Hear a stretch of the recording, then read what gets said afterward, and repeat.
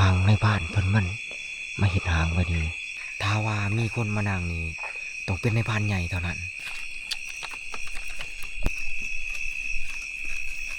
นี่คือครั้งแรกในชีวิตที่บ่เฮียงได้มานั่งหางอยู่โป่งทุกคน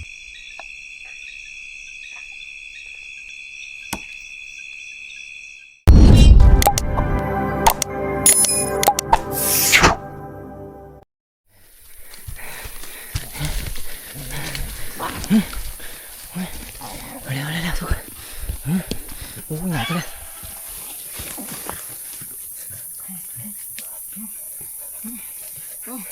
ได้แล้วก็ได้แล้วได้แล้วโอ้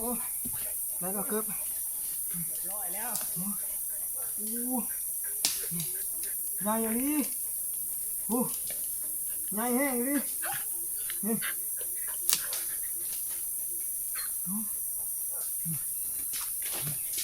โอ้ได้อีกแล้วมันอีกแล้วเขาคิดว่าอันน่ะมันครบหมูโอ้คิดว่ามันครบหมูบอกไม่เบ้างเขาคิดว่ามันครบหมูง่ายเลยผู้มีอยู่2 โลเกือบ3 โลเอามันตอนค่ำเนาะส่งทางเมื่อปลาทั่วใหญ่เลยเอ้ยยาลูกยาหาไหมเฮ้ยเบิ่งคือจิบตายเลยคนเนาะแต่ว่าเขาเอาทัดมันอีกเขาคิดว่ามันครบหมูทันแล้วจังวะคือจังห้องกี้อีกตัวหอดใช่แหละตัวมะนี่แหละหอดในป่ามาห้องมันยางได้กันสักพอดีมาทันเนาะมาห้องมันพบกันค่อยได้ตีมันมูพบกันทีคอยแล้วมาหันหมูพอดีใจว่าขนาดคิดว่าหมู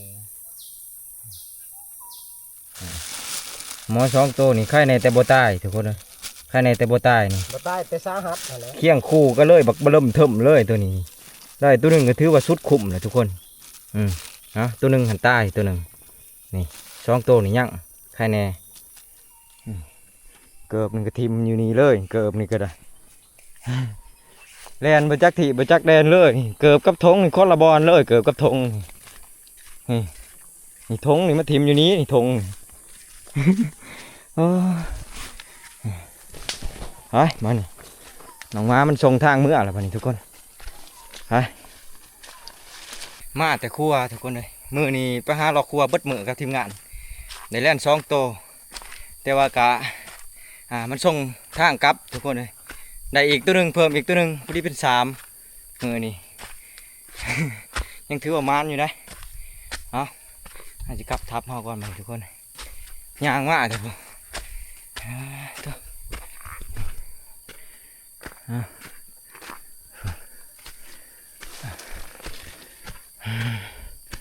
เพื่อห่อนี่ทุกคนเลยย่างมากนี่เป็น10 กิโลทุกคนมือนี่นะจนคำกับทีเลยหนองม้าเฮานี่มันก็ครัวเมื่อเลยหนองม้าเฮานี่ไข่แน่กระมานจบเจือทุกคนเลยผลงานหมอคำลาได้ของอย่างนี่อย่างนี้แต่เสียงหมอคำลาซุ่มนี่กระปุ่มใส่บ้านนี่มานี่โอ้ยหล่อหอบถีบมามานนี้ไก่ทับเฮาเลยทุกคนเลยที่พักเฮาอยู่นี่แหละผู้น่าไปกลัวมือนี่ทุกคนผู้หาไตชันผู้นวลนะผู้นะผู้หาเลาะไตชันผู้นวลนะลงนี่เขาลงพี่นี่ลงขางตีนผู้เบื้องนี่แล้วก็เลาะโค้งไปผู้นี่คำผ้ากระตินไปเลาะชันผู้เบื้องนะนี่เลาะลงมาจ่ายเลยจังโค้งมากนี่ทุกคนบดมือนี่เลาะกลัวนะเจ้าผู้ดูแลทับพ่อนี่ย่านผีบ่ให้อยู่ทำผู้เดียวนี่จะมาขึ้นมาอยู่เทิงกลางด่านโอ้ยย่านผีแท้ๆเบิ่งคักแล้วป้าให้อยู่แต่เช้าอบพุ่น กำลังมานี่คำพอดีทุกคนเลยไปลง ครับที่พักเข้ามานี่ลงทำผู้ลงไปอยู่หูลงไปอยู่ทำพุ่นละไปคำเลยไปเอาได้เวลาพักผ่อนละอ้าวบ้านนี้โอ้เด็กๆมาหอดทำแต่ละโตนี่โอ้ยไล่หมูถึกคึกคมจักไล่แล่นไล่หมูเมื่อยมันก็ได้นะหอดทำแล้วสบายแล้วบ้านนี้ทุกคนเลยพักผ่อนบ้านนี้เบิ้งนี่3 แต้มนี่บริธรรมดาได้นี่ทุกคนมีแต่ระดับบักอายน้องเลยนี่หางนี่เต็มกำนี่เอาให้เห็นแต่ซ้ำนี่เลยทุกคนเลยเห็นโตมันจะหน่อยสิตกใจ อาจจะขอโตวไปอาบน้ำก่อนมานี่ทุกคนเลยเมื่อยแล้วก็เหนียวบนต้นบนโตนะเปื่อนบนทีบนแดนอันนี้ฮะอาบน้ำแล้วจังสีมาแตงอยู่พอกินมานี่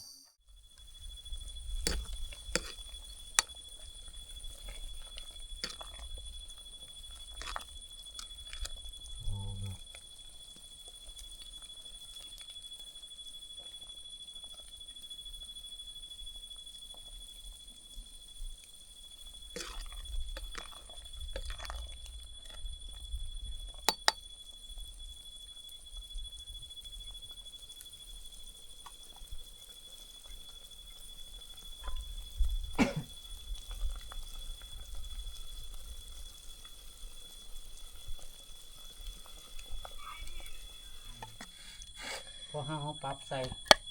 2,000 บาท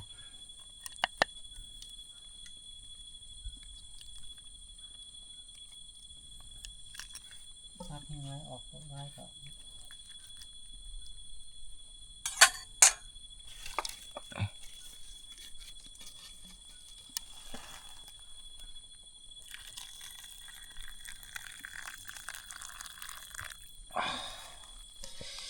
เอามาเด้อทุกคนเด้อกินข้าวน้ำกันแกงแล่นมื้อนี้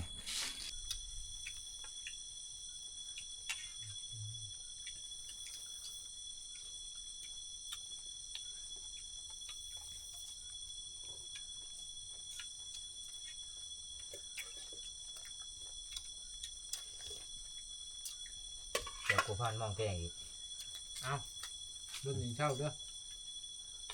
บุที่ไร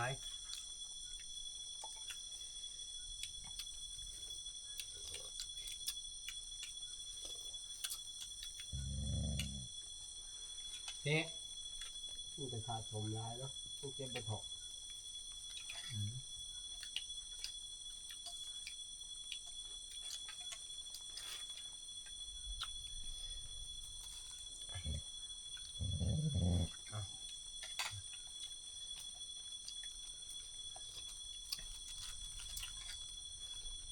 มื้อนี้บ่เฮียงเดินสายเดียวทุกคนบ่เฮียงสิไปหาเลาะไต่ตานะแล้วก็สิไปหาเลาะเบิ่งทำเลเลยทุกคนถ้าว่าเฮาพอทำเลบ่อนใดที่ดีๆนะบ่เฮียงก็สิขึ้นนั่งหางทุกคนเพราะว่าบ่เฮียงนี่ถือเป๋มานำนะถืออู่มานำมื้อนี้ไปผู้เดียวเลาะไปเรื่อยๆทุกคนเลย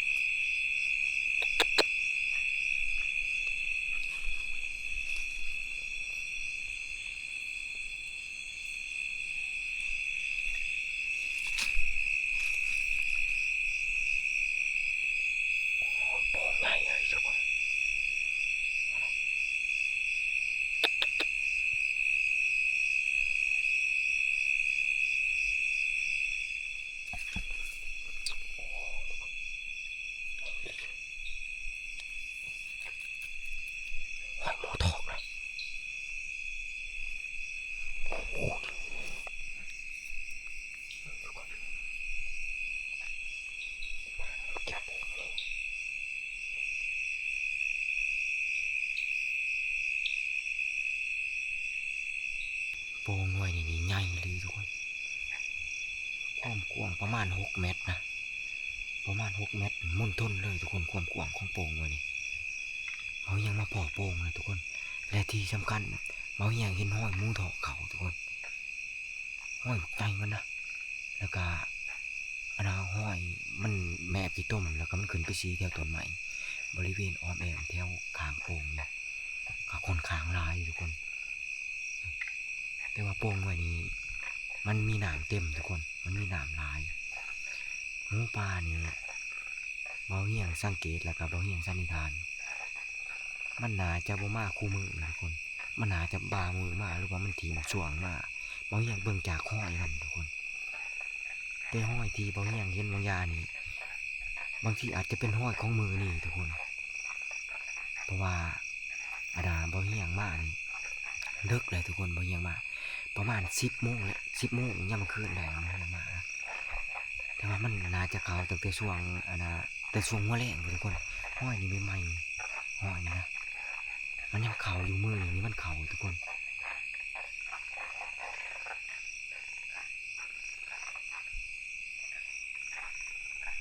เบาเหี่ยงสิลองเบิ่งทุกคนเบาเหี่ยงสิลองนั่งหางอยู่โป่งนี่เบิ่งทุกคนว่ามันจะเป็นยังไงนะเบาเหี่ยงยังไม่ทันเคยอีกเทื่อนะสิลองเบิ่งทุกคนเขาสิหาบนตำเลก่อนเขาสิหาบอลผูกอูก่อนทุกคนโป่งห้วยนี่เบาเหี่ยงค่อนข้างที่จะมั่นใจทุกคน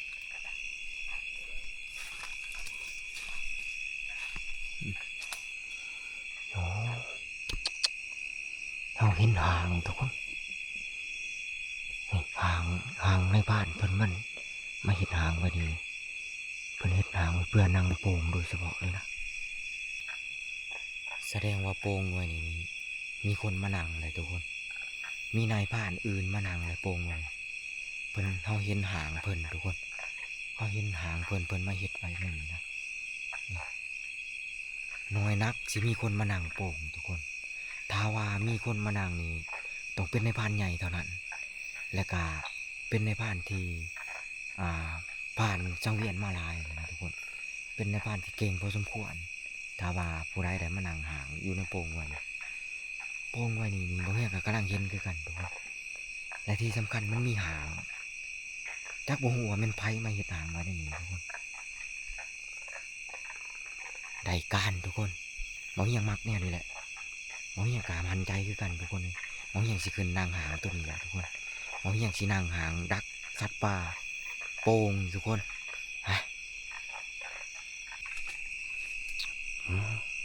มันขึ้นง่ายอยู่ทุกคนนี่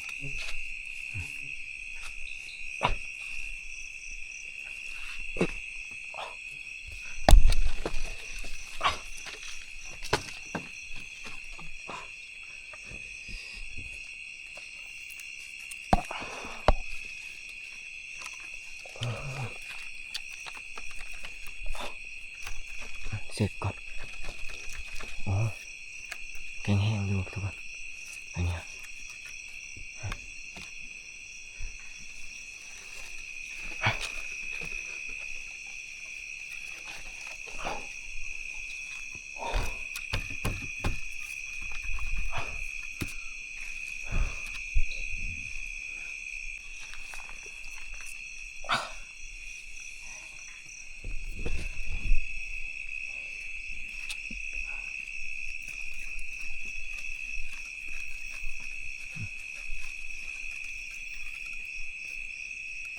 แข็งแห้งอยู่ทุกคน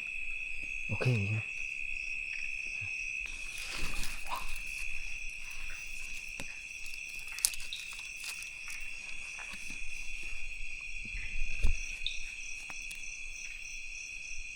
ความใหญ่กะโอเคอยู่ได้ทุกคนหางนี่เบาเฮียงบ่ฮู้ว่าเพิ่นมาเฮ็ดไว้ตั้งแต่ตอนใดเพิ่น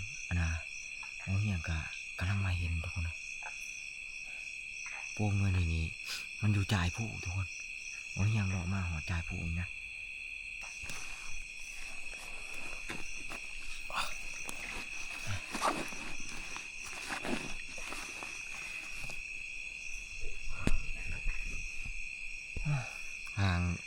ห่างหน่วยนี่สุดยอดเลยทุกคน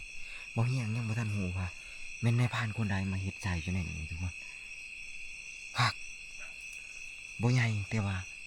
นั่งได้ทุกคนทรงโตได้นะเฮาบ่ต้องผูกอูก็ได้นั่งได้สบายเลยหอนมื้ออื่นเช้าเลยทุกคนทำเลก็ดีทุกคนนี่นะ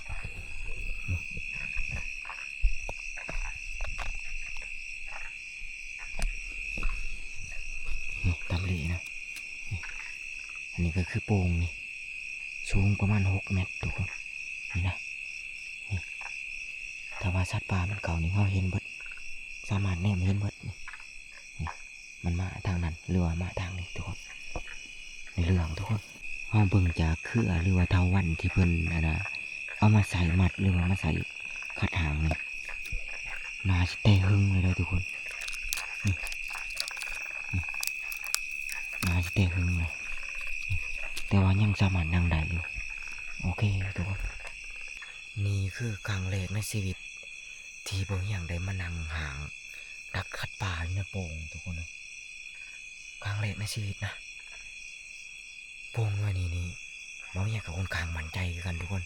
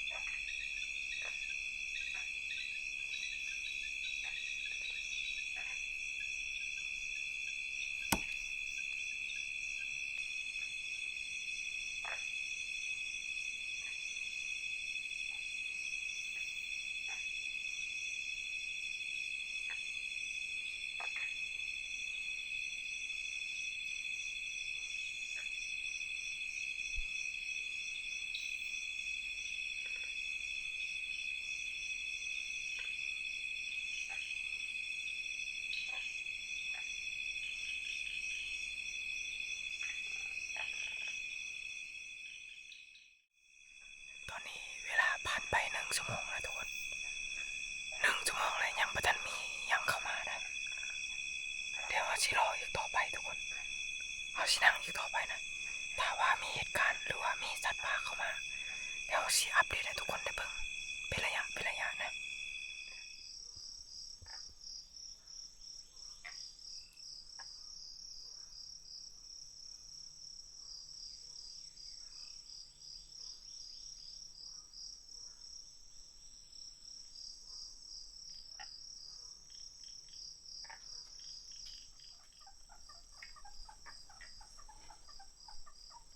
ตอนนี้เวลา4 โมงเช้าเลยทุกคน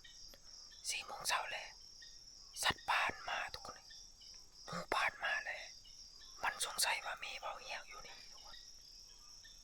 มันสงสัยว่ามีคนอยู่นี่แล้วมันกลับคืนญาติมันมานี่มันกำลังหอดบอลนี่นะ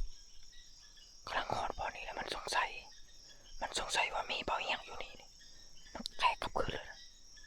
หมูป่ามันมาประมาณ2 ตัวทุกคนเบาเหี้ยได้ยินเสียงนะมันมานี่กำลังจะเข้าโพงนะทุกคนกำลังจะเข้าโพงนะตัวอ่อนนะก็แล่นมานี่แล่นไปพูดเลยนะตัวอ่อนนั้นแต่ว่าเบายังบ่ยิงทุกคน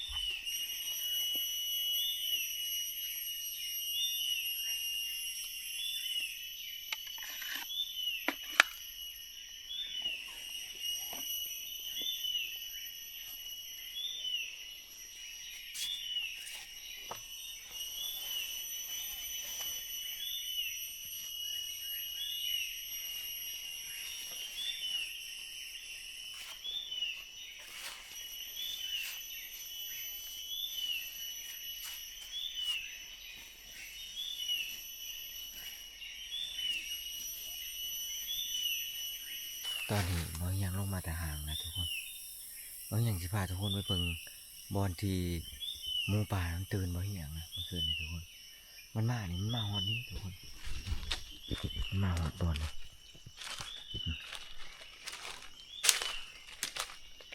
เนี่ยมันมาฮอดแทนเลยทุกคนนี่มันก็มาฮอดแทนแล้วมันตื่นบ่ยังกลับคืนมานี่ทุกคนบ่ยังนี่นางยวนนะเมื่อคืนนี่นางยวนมันกำลังมาฮอดนี่เลยทุกคนเลยพังเสียงหมูป่าประมาณ2 ตัวทุกคนหมูป่าประมาณ2 ตัวนะมันมาแหละมันผิดสังเกตทุกคนเลยมันผิดสังเกตมันสงสัยว่าเบาเฮียงอยู่นี้มันสงสัยว่ามีคนอยู่นี่แล้วมันกลับคืนเลยทุกคนมันมาหอดนี่นะสุดยอดเลยความฉลาดของมันทุกคนเบาเฮียงยอมหักนะเรื่องนี้มันมาเลยทุกคนมันลงไปแมบอยู่โป่งแล้วมันมาแล้วมันมาซีนี้นี่มันขึ้นมามาซีนี่ทูอยู่เบิ่งมีแต่ทางมันที่เอาแล้วนะมันนะแมนเบิดแล้วนี่ทุกคนยังบ่ใกล้กันนะทุกคนกับเบาเฮียงนี่นะนี่มันกำลังจะออกมาปองนี่เลยทุกคนนี่มันสิมานี่เลยมันสิลงโปองนี้นี่ขั้นสิเว้าร่วมแล้วนี่หางที่ในผ่านเพิ่นมาเฮ็ดใส่อยู่ในนี่บ่ผ่านทุกคนเลยถ้าว่าบ่เฮียงมาเฮ็ดใส่นี่บ่เฮียงบ่เฮ็ดแนวนี้ถ้าว่าบ่เฮียงมาเฮ็ดใส่นี่มองนี่เป็นหม่องตั้งหมู่มากก็จริงแต่ว่าเขาเจ้าอยากเฮ็ดต่ำนะจักหน่อยทุกคนเขาเจ้าอยากเฮ็ดต่ำจักหน่อยหนึ่งมาแล้วเฮาติงน้อยหนึ่งนี่ก็บ่ได้ติงแห้งก็บ่ได้ทุกคนเลยแล้วก็ซองมานี่กินโตของเฮาถ้าว่าเฮามีการเคลื่อนไหวหรือว่าติงโตนิ่งติงหยังต่างๆกินโตเฮาสิออกเลยนะกินโตเฮาสิออกเลยแล้วหมูป่ามันถือกินได้ง่ายทุกคนเลยฉะนั้นแล้วเฮาต้องเฮ็ดขึ้นให้มันสูงขึ้นอีกกว่าเก่าทุกคนขึ้นสูงอีกกว่าเก่ามันจังชีวิตทุกคนเลยเวลาหมูป่ามาหรือว่าสัตว์ป่ามามันจังสิบ่ฮู้แล้วก็มันจังสิบ่สงสัยทุกคนเลยเฮาสิรอเสาเมื่อเลยบัดนี้ทุกคนสิรอไปบ่ของไปบ่ทุกคนตัวฮอนน่ะมันก็ย่างมานี่แหละทุกคนนี่มันย่างมาแล้วมันเข้านี่ตัวฮอนน่ะบ่เฮียงก็เบิ่งอยู่ได้ทุกคนบ่เฮียงก็ฟังอยู่นะฟังอยู่แต่ว่าบ่เฮียงบ่เปิดไฟบ่เฮียงบ่ยิงมันทุกคนมันมาแล้วมันเข้านี่ไปเลยนี่เข้าไปนี่ได้ยินแต่เสียงมันย่างทุกคนเบิ่งเส้นทางของสัตว์ป่ามันเที่ยวทุกคนเป็นทางพวกแปลนคักแปลนนี่นะทุกคนมันเที่ยวเขาโป่งนะ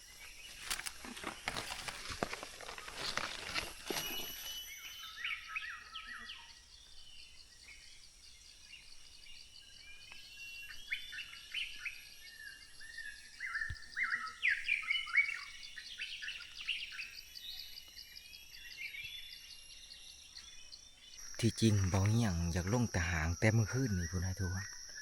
แต่ว่ากฎของนายพรานนะเวลาขึ้นหางแล้วนี่ห้ามลงเด็ดขาดทุกคนถ้าว่าเป็นหางตัวไปหรือว่าเป็นหางธรรมดาลงได้ทุกคนบ่เป็นหยังแต่นี่มันเป็นโป่งทุกคนมันเป็นหางอยู่โป่งแต่เบาเหี่ยงก็เลยบ่ลงเบาเหี่ยงก็เลยเลือกตื่นยามมื้อเช้าแล้วเบาเหี่ยงจังลงทุกคนแต่ว่าความรู้สึกตอนที่เบาเหี่ยงนั่งหางเมื่อคืนนี้นะบ่เฮียงสิซ้อนอยู่ฟังทุกคนเลยบ่เฮียงบ่อยากซ้อนอยู่หันนะบ่เฮียงสิมาซ้อนอยู่ฟังอยู่นี่ความรู้สึกที่บ่เฮียงนั่งหางอยู่ในโป่งหน่อยนี่บ่เฮียงรู้สึกว่าสัตว์ป่านี่เข้าตลอดเวลาเลยทุกคนบ่เฮียงรู้สึกว่าสัตว์ป่านี่เข้าตลอดเวลาเพราะว่าบ่เฮียงนี่ได้ยินอยู่ในหูตลอดว่ามันมีสัตว์ป่ามาแล้วก็ได้ยินเสียงน้ำอยู่ในโป่งมันติงทุกคนมันติงแหละแต่ว่าบ่เฮียงนี่ก็พยายามส่องไฟเบิ่งส่องไฟหา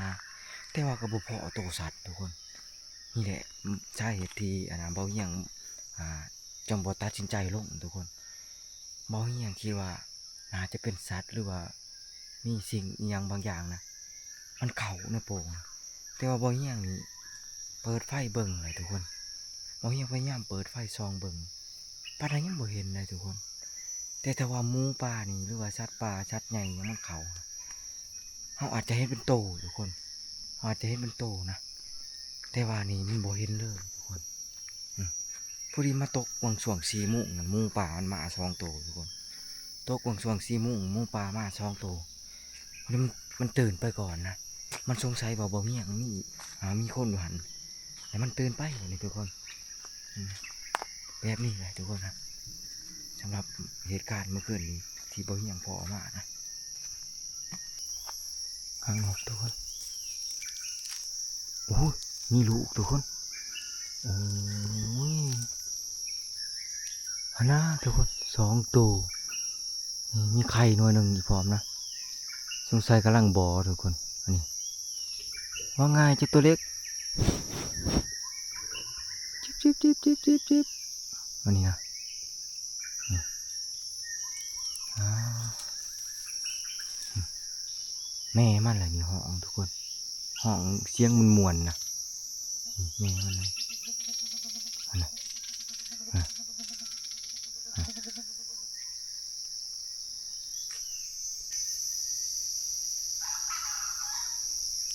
ไข่ทุกคนไข่ปลาอยู่ตรงนั้นนะมันคันอยู่นะ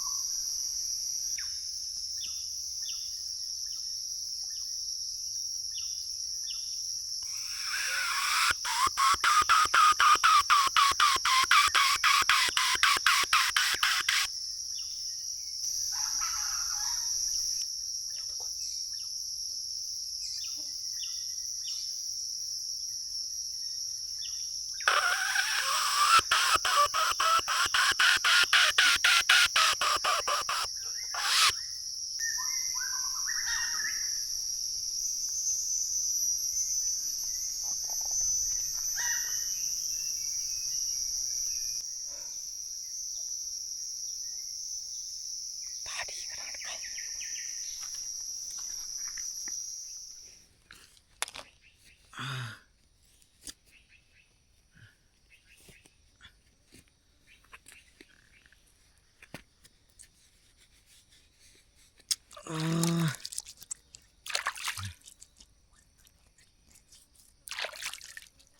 นุ่งกับโอ้ยกระดากระดอนี่ทุกคนเลยพี่ลูกช่วยนาก่อน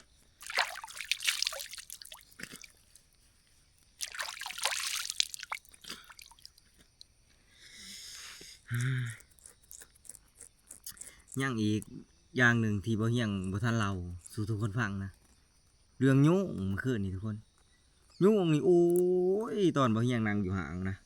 คือสิหามเฮาไปถิ่มนี่ทุกคนยุ่งนะโอ้ยโหดทรมานนั่งอยู่ห่างนี่ทุกคนพี่ลึกอีหลีเมื่อคืนนี่นะบ่เฮียงจนคิดว่าอยากลงลายเถื่อเลยได้ทุกคนบ่เฮียงนั่งอยู่ห่างนะบ่ไหวน้ำยุ่งแค่ในแต่ถือผาอูไปน้ำนะเขาเอาผาอูนี่แหละตุ่มมาขึ้นทุกคนพี่ลึกเรียนลงมานี่รอรัดเสากะบ่เห็นยังทุกคนบ่เห็นนะห้อยหมูกับบ่เห็นรอมานี่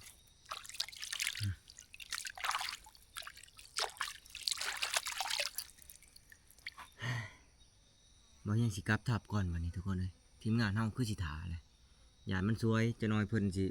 สิถาออกครัวยานเพิ่นสิพานะไปครัวนะเฮาสิปิดคลิปนี้ไปซ้ำนี้ได้ทุกคน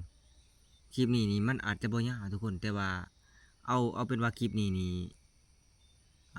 เป็นคลิปที่บ่เฮียงแชร์ประสบการณ์ให้ทุกคนได้เบิ่งซะเพราะว่าอันนั้นคลิปนี้นี่เป็นคลิปที่บ่เฮียงไปนั่งห่างอยู่โป่งมาทุกคนเลยบ่เฮียงก็เลยสิมาบอกแล้วก็มาแชร์ประสบการณ์ครั้งแรกในชีวิตที่บ่เฮียงไปนั่งห่างอยู่โป่งมานี่บ่เฮียงพอเหตุการณ์แนวใดเนี่ยก็คือที่บ่เฮียงพอมาอะไรทุกคนคือที่บ่เฮียงอันนั้นเล่าสู่ทุกคนได้ฟังนั่นแหละประมาณนี้แหละทุกคนที่บ่เฮียงพอมาเหตุการณ์เมื่อคืนนี้นี่อาจจะเป็นแค่นั้นแหละทุกคนขอบใจเลยทุกคนเด้อที่เข้ามาหาเบิ่งรับชมบ่เฮียงนะตั้งแต่ต้นคลิปจนจบคลิปทุกคนเลย